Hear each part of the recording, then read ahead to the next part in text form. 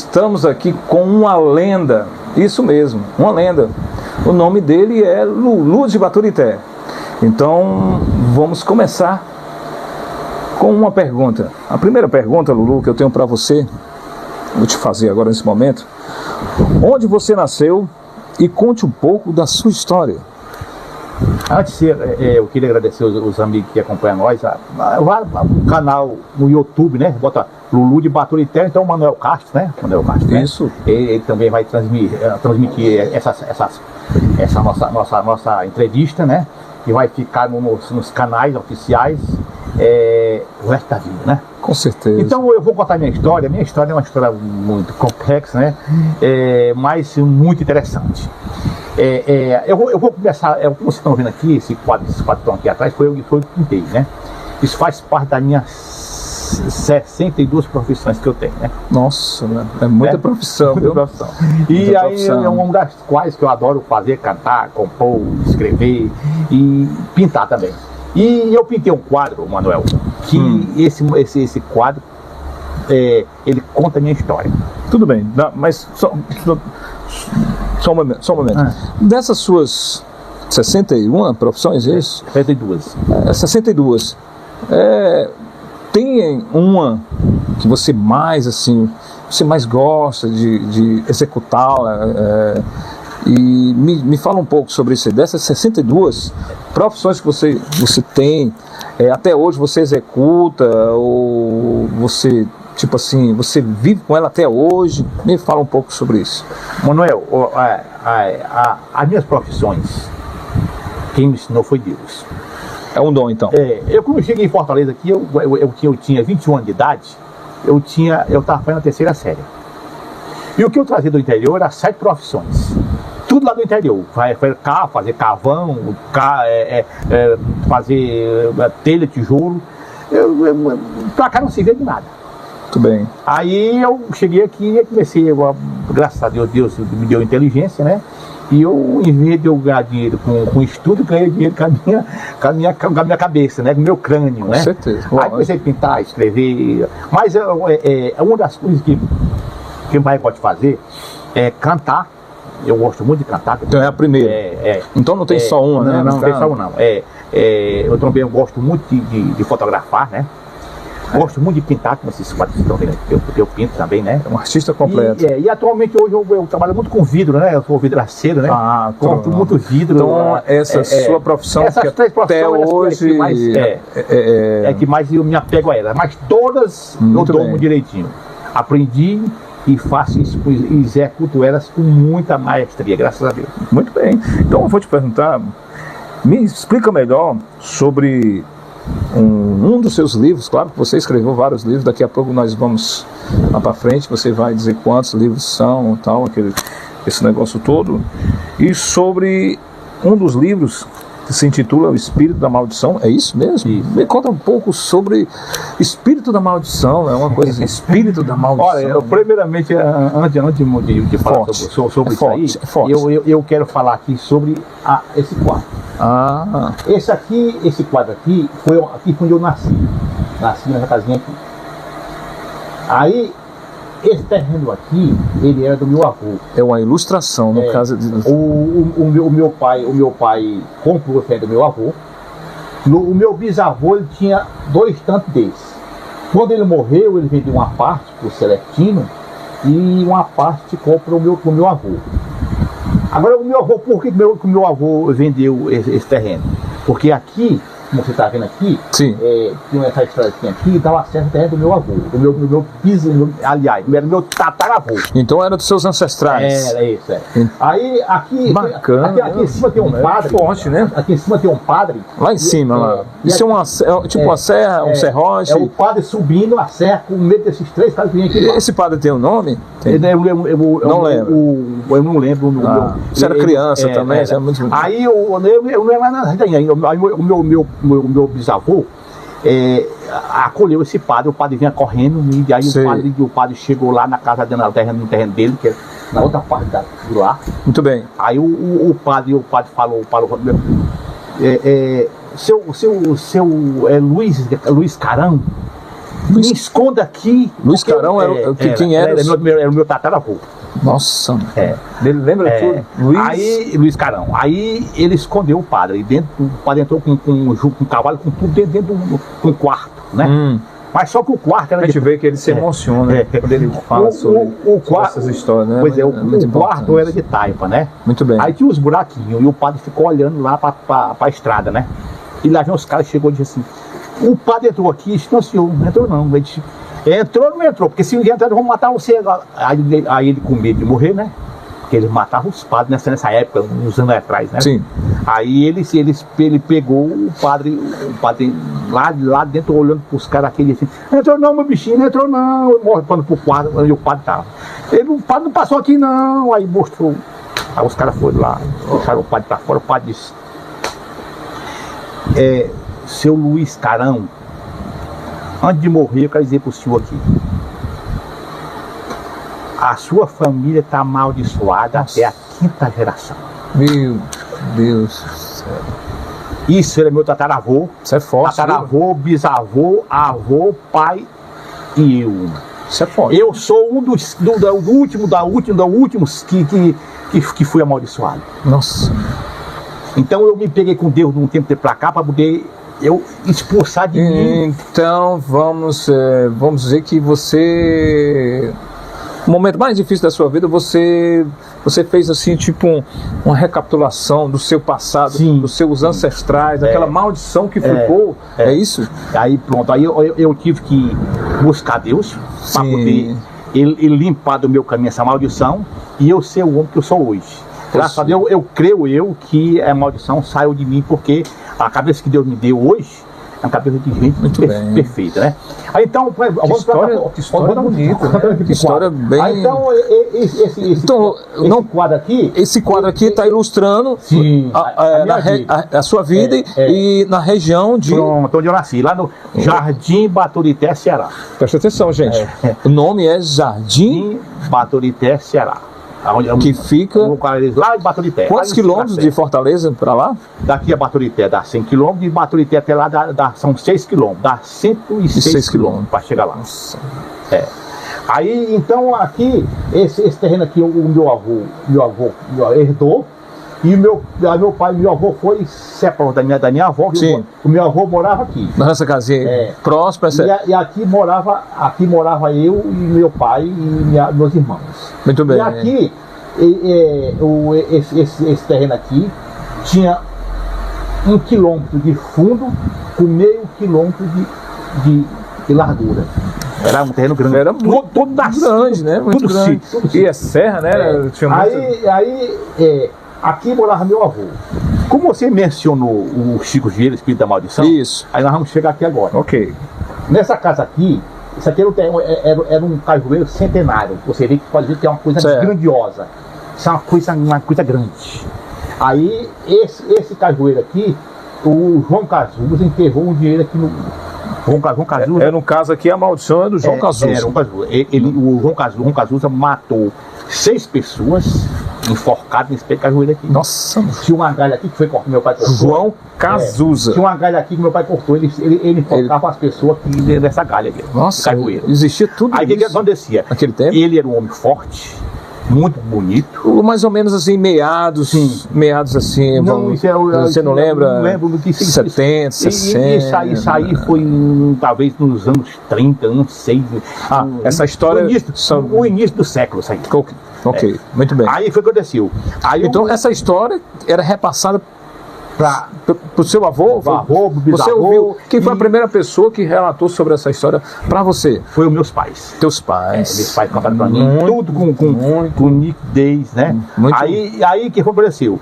Esse João Cazuza, ele enterrou um dinheiro nesse pé de cajueiro aqui. Certo. E aqui, quando meu pai comprou esse terreno todinho aqui, e meu pai transformou isso aqui numa casa para hospedar pessoas que vinham trabalhar com ele. Tinha 25 homens trabalhando aqui direto. Eles moravam aqui e moravam aqui nessa casa aqui. Aí essa duas então seu pai obrigava. O meu pai era um bem de vida. Era bem de vida, né? Um trabalhador. Tinha trabalhadores, aí o que foi que aconteceu? Sim. Ele me deu o dinheiro, eu estava dormindo aqui, ele me deu o dinheiro. Eu fui arrancar o dinheiro. Ele disse, olha, mas não leve lamparina e não conte para ninguém. E eu fui no escuro com a enxadinha cavando. Aí um doido por um Chico Vieira, que tem até menção também aqui, né? Chico Vieira, né? Que é esse rapaz, tá aqui, ó. Tá vendo aqui, ó? Esse aqui aí tá. Com burrinho, jumentinho aí, né? Na porteira, né? Certo. Aqui. Aí esse cara me acordou de madrugada e disse, tá fazendo o diabo, tá fazendo aí, não sei o quê. Chico Vieira foi até você? Foi até mim. Isso à noite? À noite, na hora que eu tava arrancando dinheiro. Tava já na casa dele, já tava vendo já, Manuel. Tava vendo já, dinheiro. Brilhando, as moedinhas brilhando. Porque era réis, né? Aí de repente, sumiu tudo. Deus. Aí não vi mais nada. E resultado, o espírito da maldição que tinha, que era o João Jesus, que era o espírito da maldição, era esse aqui. Mostra aí, tem até um livro aí. Tem um livro aí. Tem um livro? Tá bem em cima aí, ó. Esse aqui? Esse primeiro de cair. Esse aqui, né? Tá aqui. É tipo um cordel, né? É, tipo um cordel. Aí, o espírito inclusive, eu tenho um amigo que é, cortando sua conversa, que eu também quero falar o nome dele aqui, porque ele é uma pessoa muito, aqui em Fortaleza, é o amigo Chico Poeta, grande cordelista, e uma pessoa amigo meu, e esse vídeo também vou até mandar para ele, né? Mandar para ele também. Foi bem, aí então, Manuel, como você vê aqui, aí o João Cazuza pegou e tá aqui o livro, gente, olha. Engraçado que o interessante, ó, bem pintado à mão, bem rústico, por mim. Ó, escrito à mão ainda também. Escrito, ó, a textura, dá pra gente ver aqui a textura. A textura aqui, ele pintou, entendeu? Uma pintura bem rústica, né? Ó, vocês estão vendo bem aqui? Mostrar pra vocês. Escrito à mão isso aí, escrito à mão, né? Ainda isso é uma matriz, escrito à mão isso aí. E eu vou transformar ele num livro. Aqui, ó, ainda tem aqui, em 83, 1983. Autor, tá aqui, ó. Luciano Pereira, né? Que é Luciano Pereira. Isso que é Lulu de Baturité. Que o nome artístico agora é o Lulu de Baturité, né? Espírito da maldição. Espírito da maldição, espírito da maldição. E vamos abrir um pouco aqui. Olha só, olha aqui. Que capricho dele, gente. Olha só. Isso é amor. Amor à cultura, né? Porque fazer isso aqui é um dom. São 25 cordéis, né? Olha só. Escrito, 25 cordéis e 4 livros escrito à mão, ó. Escrito. Tudo perfeito e um papel que. Olha aí, ó. Não se acaba nunca, viu? Não se acaba, a tinta aqui ainda está perfeita. O papel então, de 83 para cá, pessoal. 40 e poucos anos, né? 40 e poucos anos, então muito bem elaborado. Não é? É isso aí, Lulu. Vamos bem. Aí, continuando a história. Aí, então, nesse caso aí, o João Cazuza, vamos deixar ele de fora, que me deu o dinheiro, mas eu não pude arrancar o dinheiro.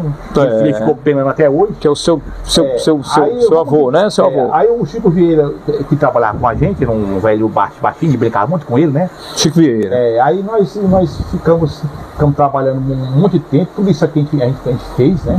A gente fazia, né? E na outra parte da história, aí que você... Exatamente. Vamos lá.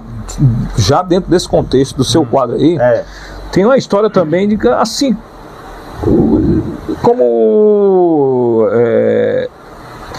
você me explica sobre você ser um profissional,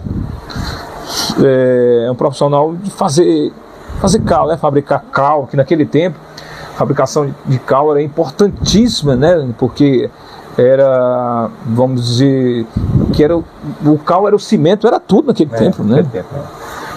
Era o cimento das construções.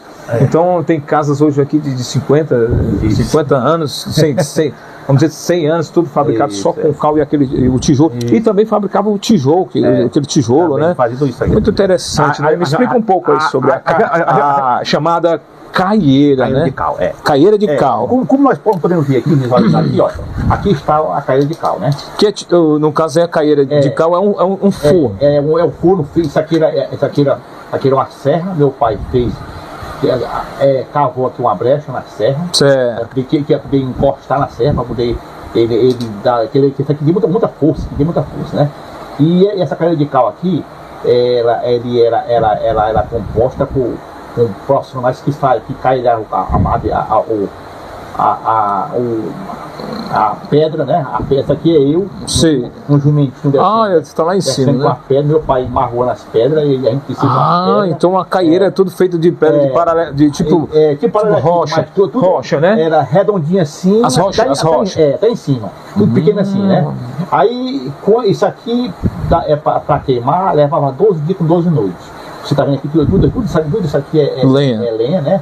Chico Vieira tá levando aqui uns momentos. Olha isso, lenha. Lenha, né? Só que ela queimava em 12 dias com 12 noites, 750 metros de lenha. Era 12 dias com 12 noites. Dois trabalho, dias de noite. Era muito trabalho.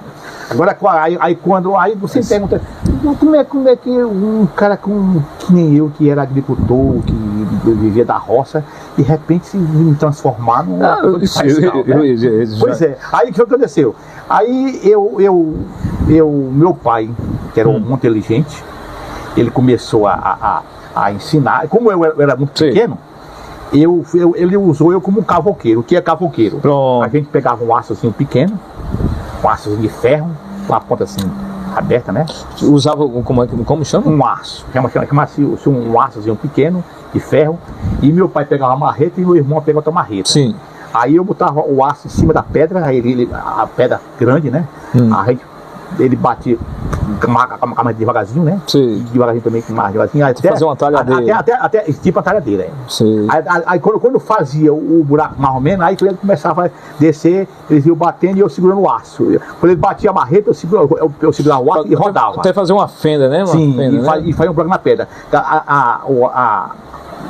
O aço ele tinha uma pontazinha mais larga que é para poder ir dando um orifício na pedra para poder o aço. Sim. Aí nós ia furando. E o meu pai com a marreta e meu irmão e eu rodando o aço. Chama-se profissão chama-se cavoqueiro. Eu era o cavoqueiro.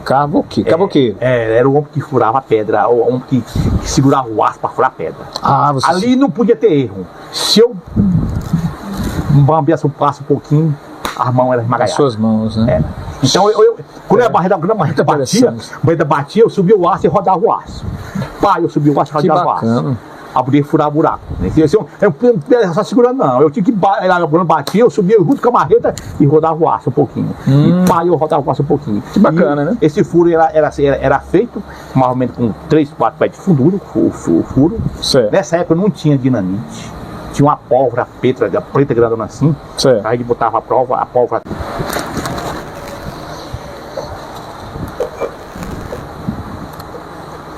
Pois é, aí, Manuel, eu cheguei em Fortaleza, eu fui morar. Perdão. Lulu, me explica como foi a sua chegada aqui em Fortaleza. Manuel, eu cheguei aqui em Fortaleza em 75. 1975. Eu tinha 21 anos de idade. 21 anos de idade. Muito bem. Trouxe do interior 5 profissões e a terceira série só. Nossa, como foi se adaptar nessa... Aqui, como você falou outra hora, se adaptar, né? Trocar suas raízes lá no interior para essas raízes aqui. Meu amigo... A selva de pedra, né? Foi uma luta, viu? Foi uma luta. É coisa de Deus mesmo. E eu comecei a estudar no Moema Tavra, aqui num bairro chamado Pirambu. Então foi o primeiro bairro que você chegou. Eu vim morar você veio com quem, assim? Seus pais? Eu vim com 2 irmãos. 2 irmãos. Aí eu vim morar, e aí quando eu estive aqui em Fortaleza, nós tínhamos esse terreno aqui, nós tínhamos vindo por 22 mil contos. Já foi conto, né? Não era mais conto de réis. Conto de réis. Isso aí nós éramos 5 herdeiros. Certo. Esses 5 herdeiros herdou só 1/3 do terreno. Foi. Que a minha mãe estava viva. Sim. Ela tinha a metade do meu pai, que era dela. Eu nem sabia que era assim, mas é assim mesmo. Sim. Aí a outra metade, que era do meu pai, ela ficou com a metade do meu pai, e a outra metade do meu pai que foi com os herdeiros. Que a dela não mexia, porque ela estava viva ainda. Com certeza. Então ela teve a metade do meu pai. Foi adiantado, né? Sim. A partir. E a outra metade ficou para mim e mais 4 herdeiros, que eram 5 herdeiros. E minha mãe botou esse dinheiro todo, aqui tinha uma casa de farinha, como você está vendo aqui, ó. Sim. casa de farinha, isso aqui. Casa de farinha. Isso aqui que ela vendeu tudo isso aqui, o motor, tudo isso aqui não entrou no acordo. Sei. 50 jumentos, 10 cavalos, 5 Era enorme, né? de gado. Era 1.000 quilômetros, era 1 quilômetro por 500. Meio quilômetro. Meio quilômetro. É. Muito grande. Aí, mas ela vendeu tudo isso, todo mundo botou dentro de uma bolsa. Uma bolsa de tinha ladrão. Ela vinha na bolsa de palha assim, amarrado o dinheiro cheio. E a nossa parte já estava no nosso bolso, mas só não dava para comprar quase nada. Nós encontramos lá no Pirambu, nesse bairro que estou falando para você, encontramos lá uma meia quadra de terra que dava para o dinheiro comprar e sobrava dinheiro ainda. Na rua Felipe Camarão. Felipe Camarão. Aí, próximo à praia já. Mas ela disse, meu filho, eu vou a Baturité. Felipe Camarão. Eu vou a Baturité e eu volto quando eu vou. Mas nós viu que lá, eu vou pegar uma roupa que deixei lá, nós confiamos, ela foi embora. Foi embora. Foi embora com o tio meu. Deixou vocês aqui. Aí passei, aí fiquei lá, mas no que nós tínhamos, saiu um tempo, compramos uma casa de prostituta que ficava lá nesse Pirambu, né? Sim, tinha uma casa lá que o padre vendeu para uma casa de prostituta por 6 mil contos de reais. Quem era o padre? O Caetano? Não, era o padre, o Frei Memória. Alfredo? Frei Memória, era um bem gordão. Frei Memória. É. Acho que você não cansou ele, não. Não. Eu só lembro do. Foi bem. Aí, o que aconteceu? Aí nós compramos essa casa dele e nós fomos embora. Não foi com 6 meses depois, foi 8 meses. Um dia eu estava dormindo na madrugada, ela chegou batendo na porta assim. Eu ouvi que era a voz dela. Tua mãe? Conheci que era a voz dela. Abriu a porta. Mamãe, a senhora, meu filho. Aqui eu comprei essa casinha aqui. Entra, ela sentou-se. Eu disse, meu filho, o dinheiro que eu tinha, eu gastei dinheiro todo no meio do ano. Meu Deus do céu. De avião, de navio, tudo. Foi mesmo. Aí contamos um dia de 14, agora ela sobrou só 3 mil cruzeiros. Engano, não pegava ela. Só dava para comprar uma casazinha de taipa. Aí comprar uma casinha de taipa que tinha lá, ela foi morar na casa de taipa. Tudo isso aqui, eu não fui lá mais, Manuel, por causa disso.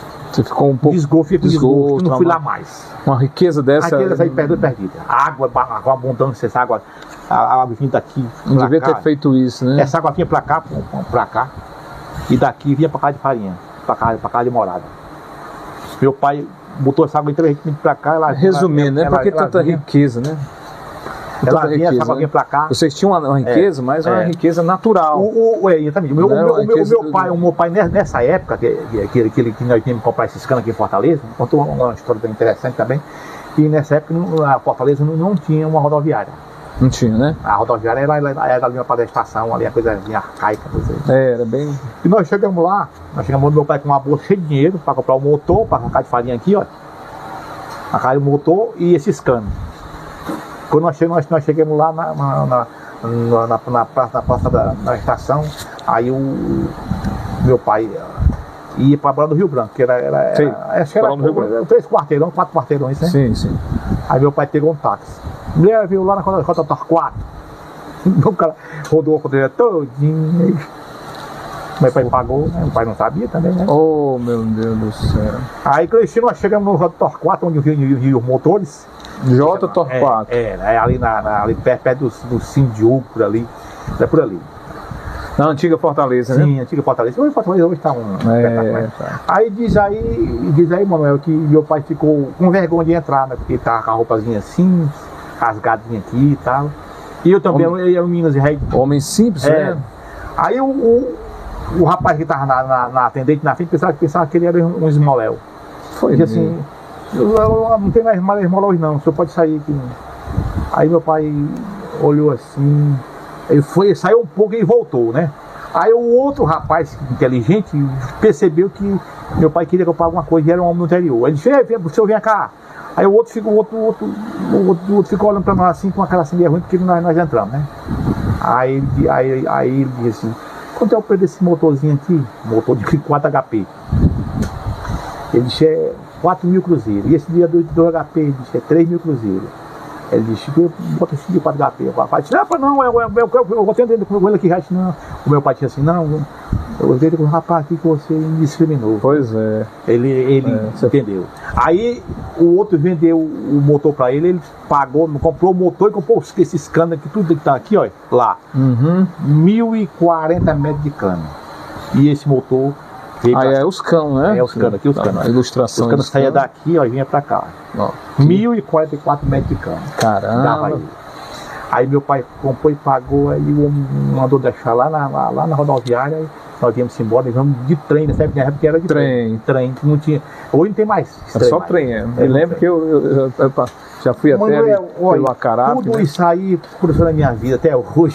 Rapaz, que a história. Tem mais história, viu, pessoal? Tem mais história. Isso é só uma parte. É só uma parte. Isso aí é só como é que se diz? Um ensaio. Viu? Só um ensaio, né? Isso mesmo, um ensaio. Olha, foi um prazer, mais uma história sua aqui. Vem mais histórias aí, vem mais vídeos aí para vocês. E você quer ver mais vídeos sobre a história do nosso amigo Lulu Batoritã, que é uma pessoa bem ilustre, né? Ilustre aqui, né? São 62 profissões. 62 profissões, sem se falar a sua personalidade, né? Sua personalidade fala tudo, né? É um homem que sempre ajuda as pessoas, né? É um verdadeiro amigo, tem uma personalidade muito boa. Aqui em Fortaleza, como vocês estão vendo aqui, essa aqui é minha loja. Isso é um fato que eu pinto, né? Isso aqui é o que faço mesmo, isso aqui, tudo eu que faço. E eu estou mostrando uma coisa que é real, que aconteceu na minha vida, e eu pinto em tela, né? Entre as 62 profissões que eu tenho, aqui é uma das tais que eu gosto muito. Ele vive realmente da cultura, da arte, da cultura da arte, né? Isso é uma dádiva de Deus, né? É uma dádiva, é um dom, né? É isso aí. Então já segue o Lulu de Baturité nas redes sociais, precisamente no YouTube. Lulu de Baturité. Lulu de Baturité. Né? Vai lá. Também tem o meu canal também, se vocês quiserem curtir aí, Manuel Castro. E é isso aí. Mais uma vez, Lulu, muito obrigado por você estar aqui. Agradeço. E eu estar aqui, né? Nós estamos aqui brindando esse momento. Esse momento que isso aqui para mim é tudo, né? Na vida da gente. Tamo junto. Tchau, mundo. Obrigado para vocês. Eu vou fazer mais uma pergunta para você. E será a última, mas só desse momento, desse vídeo, que virá outros vídeos. Vamos lá. E, enfim, sem mais delongas, como um agricultor com as suas raízes, né, se torna um profissional em fazer cal? Pois é, Manuel. Eu sempre tenho dito que na minha vida que eu passei por muitas mudanças na minha vida. E eu tenho certeza absoluta que eu me adaptei a todas elas. Graças a Deus, há uma cabeça que eu tenho, que Deus me deu, que é maravilhosa. Meu pai me ensinou a cuidar de animal, plantar urucu, plantar banana, jaca. No caso, o urucu é a matéria-prima do... Isso a gente fazia... Isso tudo é indígena, né? Para você ter uma ideia, um coloral, né? Um quilo de urucu. Lá é urucu, aqui é urucu, né? Lá nós chamava urucu. Um quilo naquela época era 5 cruzeiros. 5 cruzeiros. Hoje é 10 reais um quilo de urucu. Entendeu? Lá no interior. Sim. Aí, para você ter uma ideia, nesse terreno aqui, nós tínhamos muito urucu. Isso aqui dava 100 sacos de urucu mensal. Não, rapaz, então... O terreno era um quilômetro por meu. Uma mina de dinheiro, né? Porque tudo, a natureza... Nós trabalhávamos com 25 homens diretamente. Tijolo, cal, urucum, sem se falar nas frutas, porque... Nós tínhamos 45 pés de jaca. Eu lembro quando eu era criança, ali no Mercado São Sebastião, que eu trabalhei lá desde criança, desde 10 anos de idade, as frutas vinham tudo de Baturité. Da Serra de Baturité. A banana, melhor que tinha era Baturité. Quando era Baturité, era a outra lá. Café também, né? Café também, né? Café de Baturité. Que hoje em dia tá um luxo, né? O Baturité agora que depois de lá tem a Guaramiranga, não é isso? Que é próximo, né? Bem, nós vamos aqui no quadro. Vamos aqui no quadro, né? Pois bem, o que acontece? Isso aqui é uma carreira de cal. Uhum. Essa carreira de cal aqui era feita na serra, e a serra ajudava para poder a cair. Quando queimava, isso aqui, o cal ele tinha um poder de explosão muito grande. Então isso aqui tudo era feito com gradeado de ferro. E o que acontece? Isso aqui tudo aqui é lenha que o Chico Vieira, como você vê, o Chico Vieira fez a porteirinha aqui, nesse jumento, né? Dois jumentos que leva para cá. Certo. Aqui, em 12 dias, com 12 noites, consumia 750 metros de madeira. Isso aqui era tirado no mato e vinha para cá em animal, né? E aqui nós, era 2 homens de dia e 2 homens de noite, queimando 24 horas. Aqui sou eu, aqui, né? Certo. Aí, pois bem, voltando aqui um pouco para poder furar essas pedras aqui, sim, o meu pai adrestou eu e meu irmão. Eu tinha por volta de, acho que 12 anos, 13 anos. Muito novo, muito novo. E ele colocou né? um aço na minha mão, um aço de ferro, com a ponta assim. Um vergalhão, né? Pedaço de vergalhão, né? Chamado. Aí né? ele com a marreta, ele ia batendo e até fazia um buraquinho. Quando a buraco aprofundava assim, a altura de um dedo, 2, 3 centímetros, aí ele começava a bater para valer. Aí ele batia com força e eu segurava o aço e rodava. Quando a marreta batia, eu tinha que subir o aço e rodava o aço de novo. Para fazer uma fenda para poder furar o buraco até embaixo. Fazer 2, 3 metros. Uma fenda para poder, né? Aí, meu irmão e meu pai furando. Isso é uma profissão dificílima. Se a gente errasse ali, a marreta batia e quebrava a mão. E eu achava aquilo natural. E fazia brincar com aquilo ali. Acredito. Já pensou? Aí o que acontece? Aí nós furávamos essas pedras eram explodidas aqui. Quando nós carregávamos, nessa época não tinha dinamite, tinha uma pólvora preta grande assim. Sim. Meu pai botava assim, uma mochila dentro da pedra lá embaixo, e ia socando com barro até em cima, e um estupim que dava acesso à pólvora até em cima, tipo um cordão, tinha uma pólvora dentro. Ele cortava o estupim, ele aprontava três fogos ali cortados e dava 2 para mim. E ele pegava o estupim, cortava o estupim e ele dizia, olha, bota fogo aqui nos 2, aí a gente acendia um de fogo assim, tipo uma brasazinha, eu corria e corria. Um perigo. Aí ficava dentro de uma loja de pedra fechada. Quando era com 2 minutos para a explosão. Nós tínhamos que esperar que as pedras descessem tudo de cima, que as pedras subiam para cima. Poeira cobria, a gente não via nada. Ficava ali, parado ali.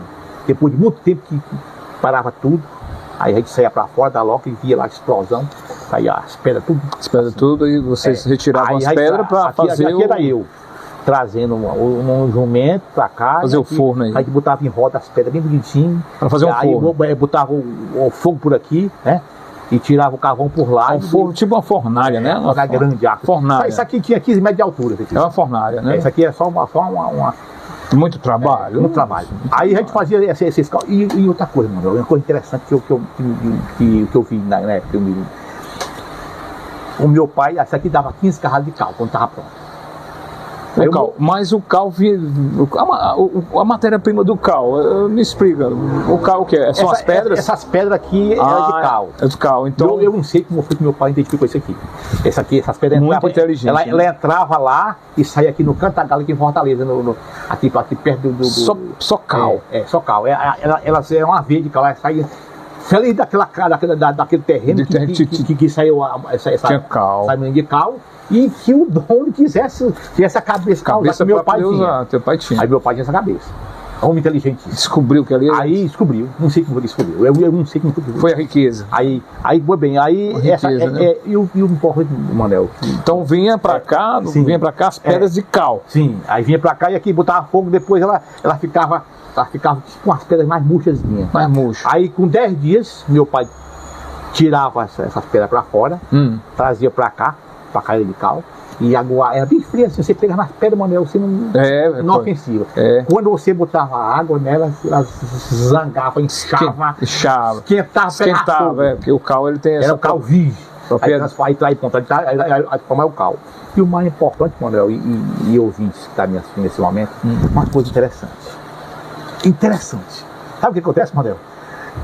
Meu pai pegava o cal e ele trocava as 15 carradas de cal, vendia umas 10, umas 5 ele trocava nos engenhos. Entendo. Os engenhos recebia uma carrada de cal e dava uma carrada de rapadura a ele. Agora, por que ele fazia isso? Porque o cal, naquela época, não sei se hoje é assim ainda. Uhum. Naquela época, quem dava o ponto na rapadura era o cal. Ai, era mesmo. Eles botavam um pouquinho de cal numa parte da rapadura, né? Pra dar o ponto da rapadura. A gente comia a rapadura, tinha cal dentro da rapadura. Eu não sei se hoje é assim. Eu não sei. O cal é natural, porque tem que dar um ponto. Esse ponto é dado na época era com cal. No suco da cana. Hoje eu não sei o que é. A rapadura eu queria é até que vocês da cana, né? Vocês estão vendo aí, me explica como é que é. Será que não era pra não azedar? Não, é pra dar o ponto. Pra dar o ponto. A rapadura só dava o ponto se botasse um pouquinho de cal. Eu entendo, é pra ela ficar pedrificada. Pedrificada, porque ela fica pedrificada. Sim. Muito bem. Aí, Manuel, tudo isso aqui eu fiz na minha vida, né? E aqui em Fortaleza, graças a Deus, eu continuei a minha trajetória. Pronto. Trouxe de lá, eu trouxe de lá 5, eu trouxe de lá. Terminou? Pode clicar na tela. Bom dia, mundo celestial.